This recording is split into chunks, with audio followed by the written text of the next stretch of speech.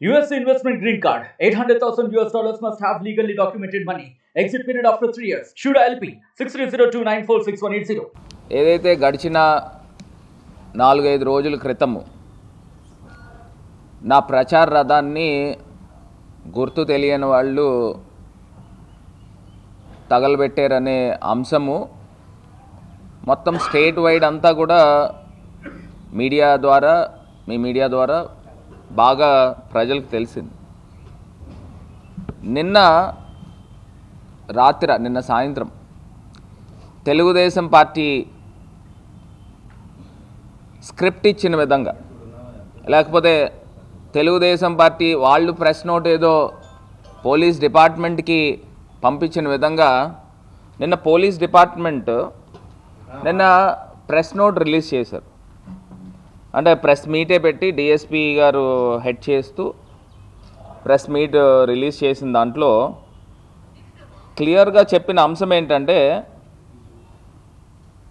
ఎవరైతే ఈ ఘటన పాల్పడిన వ్యక్తి ఎవరైతే ఉన్నాడో శివాజీ అనే వ్యక్తి రాజమహేంద్రవరం సిటీ వైఎస్ఆర్సీపీ కార్యకర్తగా ఉన్నట్లుగా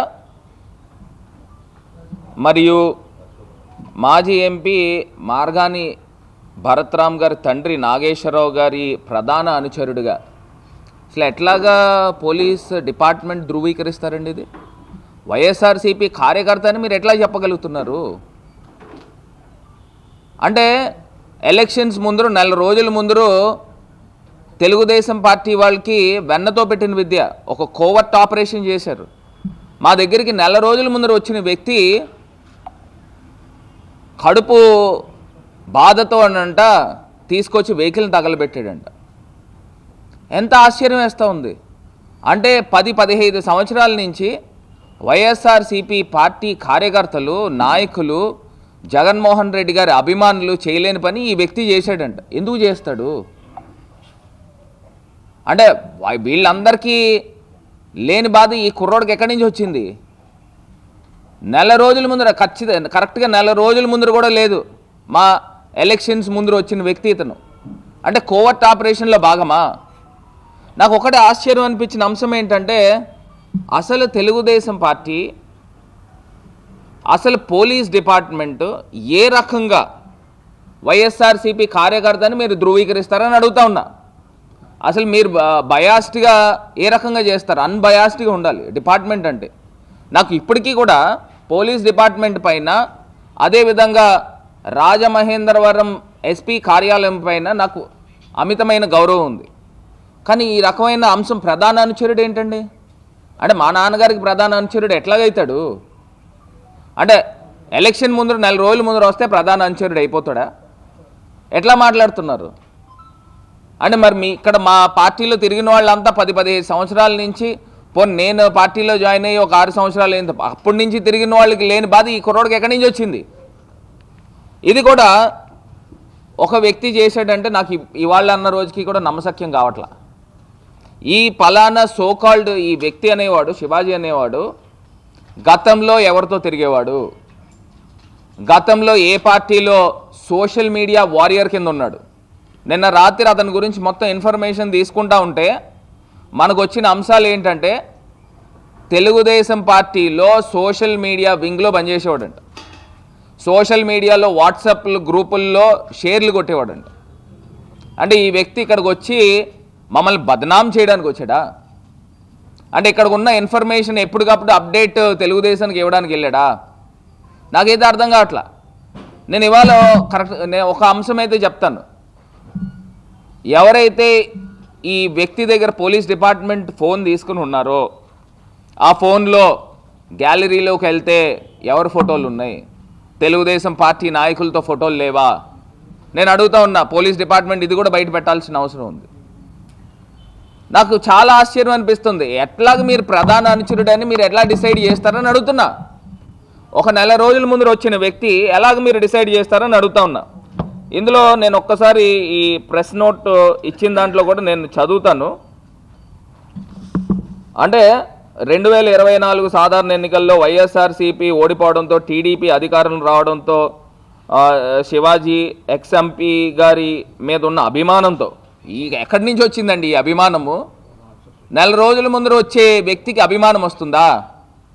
అభిమానంతో పలానా 28వ తారీఖున 7 గంటల నుంచి అంటే ఇతను ఈ డిపార్ట్మెంట్ ఇచ్చిన ప్రెస్ నోటే చదువుతున్నా, 28వ తారీఖు రాత్రి సుమారుగా 7 గంటల నుంచి 10 గంటల వరకు మార్గాని ఎస్టేట్స్ రచ్చబండ వద్ద స్నేహితులతో మద్యం తాగి అక్కడి నుండి బయలుదేరి తాడితోట అతని అల్యూమినియం షాపు వద్దకు వెళ్ళి పథకం ప్రకారంగా శివాజీ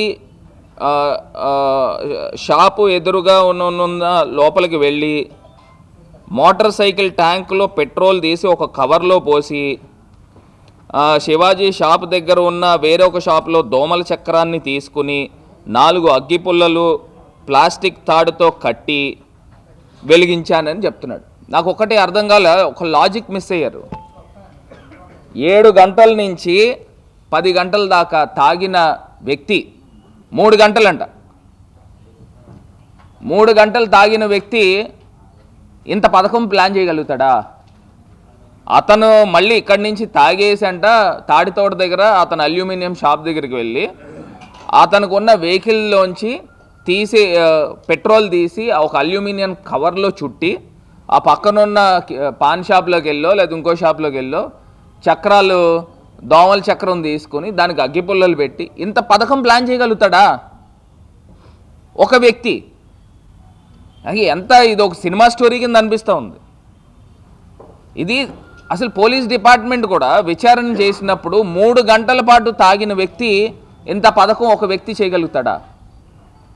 మరి ఇక్కడ ఒక లాజిక్ మిస్ అయ్యారని నాకు అనిపిస్తూ ఉంది. ఇంకొక అంశము మళ్ళీ కంటిన్యూషన్. దాని తర్వాత సుమారుగా 10:30 గంటల సమయంలో ఎవరికీ తెలియకుండా ఆర్టీసీ కాంప్లెక్స్ మార్గాని ఎస్టేట్లో ప్రచార రథము, తరువాత భరత్ రామ్ గారి ప్రచార రథము ఎడమ వైపు ముందు చక్రం మీద పెట్టి ఇంటికి వెళ్ళిపోయాడంట. ఇంటికి వెళ్ళిపోయాడు. నాకు ఒకటి అర్థం కాలేదు, ఆ ఏదైతే దోమల చక్రం ఉందో దానికి అగ్గిపుల్లలు అంటించి ఇది చేసుకుని వెళ్ళిపోయాడు. ఆ రోజు వాతావరణం కూడా చూస్తే కొంత మబ్బుగా ఉండి గత 2-3 రోజుల నుంచి కూడా వర్షం పడుతూ ఉంది. 2-3 రోజులు అసలు ఆ చక్రము ఎలాగ ఎలుగుతూ ఉండి ఆ అగ్గిపుల్లల దాకా ఏ రకంగా వెళ్తుంది? ఇదొక అంశము. ఆ తర్వాత 10 నిమిషాలకి దోమల చక్రము అగ్గిపుల్ల వెలిగి ఆ పెట్రోల్ కవర్ ఇదయ్యి మొత్తం మీద వెలిగిందని చెప్తున్నారు. ఆ తర్వాత విఎల్పురంలో ఉండే శివాజీ స్నేహితుడు అయిన బాలు శివాజీకి ఫోన్ చేసి పోలీసులు వాళ్ళ ఎంపీ గారు ఎక్స్-ఎంపీ గారు ఆఫీస్ గ్రౌండ్కి వద్దకు వచ్చారు. శివాజీ అంటే ఇప్పుడు నాకు ఒకటి అర్థం కాలేదు, ఎవరు ఈ బాలు అనే వ్యక్తి? ఎవరు ఈ బాలు అనే వ్యక్తి? ఈ పథకంలో భాగమా? అసలు ఎవరు ఈ బాలు అనే వ్యక్తి?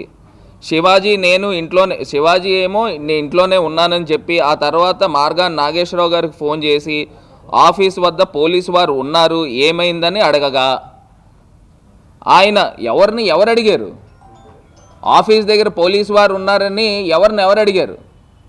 అడగగా ఆయన ఏమైందో తెలుసుకుంటానని ఫోన్ చేసి ఆ తర్వాత 5 నిమిషాలకి శివాజీ ఫోన్ చేసి ప్రచార రథాన్ని ఎవరో నిప్పంటించారు అని ఫోన్ చేశారు. నాకు ఒకటి అర్థం కాలేని అంశం ఏంటంటే ఆఫీస్ దగ్గరికి పోలీసు వాళ్ళు ముందర వచ్చారా? ఎవరైనా ఫోన్ చేసి చెప్తే ఏమండి మన వెహికల్ అంటుకుంది పోలీసు వాళ్ళు వచ్చారని చెప్పాలి. కానీ ఆ స్క్రిప్ట్లో పోలీసు ఇచ్చిన నోట్లో ఎలా ఉందండి? ఫస్ట్ పోలీసు వారు వచ్చారంట, మళ్ళీ 5 నిమిషాల తర్వాత ఫోన్ చేస్తే నిప్పంటుకుందని చెప్పారట. అసలు ఇక్కడ కూడా ఒక లాజిక్ మిస్ అయ్యారు. ఇప్పుడు పోలీస్ డిపార్ట్మెంట్ ప్రెస్ నోట్ ఇచ్చిన తర్వాత ఈ అంశాలు 7 గంటల నుంచి 10 గంటల దాకా 3 గంటలు తాగిన ఒక్క వ్యక్తి ఏ రకంగా పథకం ప్లాన్ చేస్తాడు? పాయింట్ నెంబర్ 1, పథకం ప్లాన్ చేసి అతను బండిలో ఉన్న వెహికల్ ఒక కవర్లో తీసుకొని పక్క షాప్లో చక్రాలు కొని ఇవన్నీ తీసుకొచ్చి టైర్ దగ్గర పెట్టడం ఎట్లా సాధ్యం అవుతుంది? ఇది కాకుండా ఫోన్ చేసిన వ్యక్తి వెంటనే నిప్పంటుకుందని చెప్తాడు, కానీ పోలీసులు వచ్చి ఉన్నారంట మళ్ళీ 5 నిమిషాల తర్వాత ఫోన్ చేసి దాంట్లో వెహికల్ ఎలిగిందంట నిప్పంటిచ్చారని ఏ రకంగా చెప్తారు? ఇక్కడ కూడా ఒక లాజిక్ మిస్ అయ్యారు. నాకు ఇవన్నీ కూడా నిజంగా ఎందుకు ఇంత దారుణంగా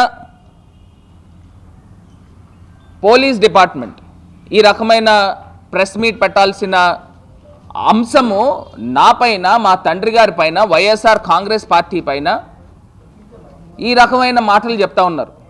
దీనిపైన పూర్తిగా సమగ్రమైన విచారణ జరగాలి. ఇక్కడ 2 లాజిక్లు మిస్ అయ్యారు. ఒకటి, 3 గంటలు తాగిన వ్యక్తి, ఒక సింగిల్ వ్యక్తి ఏ రకంగా చేయగలుగుతాడు. రెండోది, ఫోన్ చేసిన మా నాన్నగారికి ఫోన్ చేసిన ఈ వ్యక్తి పోలీసులు వచ్చారు 5 నిమిషాల తర్వాత నిప్పంటుకుందని ఎట్లా చెప్తాడు? పోలీసులు దేనికి వస్తారండి?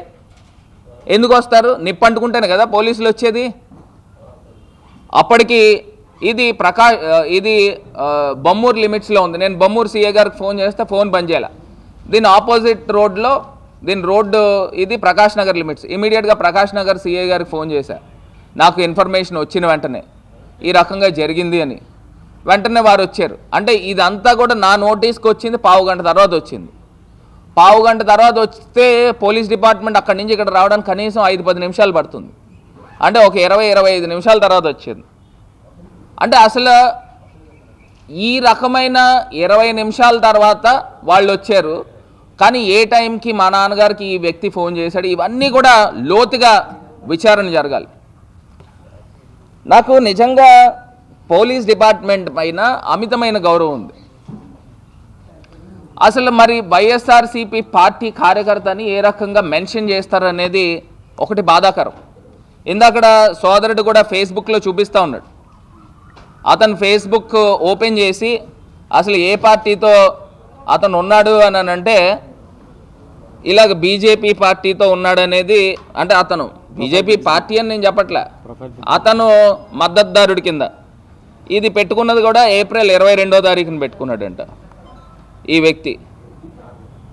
ఏప్రిల్ 22వ తారీఖు నుంచి అసలు ఎప్పుడు పెట్టుకున్నాడు ఏంటి అనేది చూస్తూ ఉంటే ఇట్లా బీజేపీ సింబల్స్ కనబడుతూ ఉన్నాయి. అంటే నేనేమి ఇతను బీజేపీ పార్టీ వ్యక్తి అని నేను చెప్పట్లా, ఆ పార్టీ సింపథైజర్ అవ్వచ్చు. ఇది కాకుండా వీళ్ళ బంధువులు, వీళ్ళ తోడల్లుడు కానీ లేకపోతే ఎవరో ఉన్నారు, వీళ్ళంతా కూడా తెలుగుదేశం పార్టీలో ఇక్కడ విఎల్పురం సెంటర్లో ఇక్కడ తెలుగుదేశం వాళ్ళ బ్యాచ్తో తిరుగుతూ ఉంటారంట. అంటే మా దగ్గరికి పంపించిన వ్యక్తులు ఒక కోవర్ట్ ఆపరేషన్ కాదా అని అడుగుతా ఉన్నా. నేను చెప్తా ఉన్నా, నిజంగానే గనక నిన్న ఫేస్బుక్లో కూడా నేను చెప్పాను, మళ్ళీ ఇంకోసారి ఉద్ఘాటిస్తున్నా.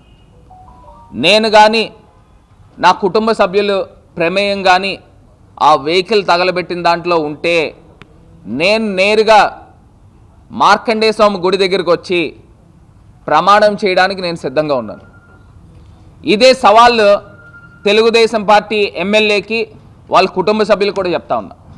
మీరు కానీ మీ ఫ్యామిలీ ప్రమేయం కానీ ఈ యొక్క ఘటనలో లేకపోతే మీరు మార్కండే స్వామి గుడి దగ్గరికి వచ్చి ప్రమాణం చేయడానికి సిద్ధంగా ఉన్నారా అని అడుగుతా ఉన్నా.